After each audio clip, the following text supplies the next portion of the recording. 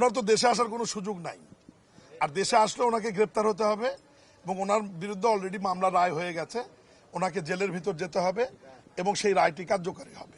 আমরা যেটুকু আইন এখন পর্যন্ত বুঝি, উনি সরাসরি দেশে সাধারণ মানুষের মতো আসবার কোনো সুযোগ নাই।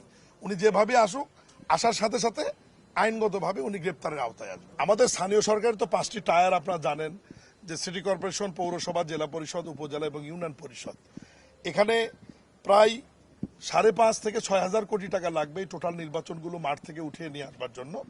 নির্বাচন কমিশন তারা বাজেট দিয়েছে এবং চলতি বাজেট যেটা অনুমোদন হয়েছে পার্লামেন্টে, এই বাজেটেও স্থানীয় সরকার নির্বাচন পরিচালনা করবার জন্য বরাদ্দ রাখা আছে।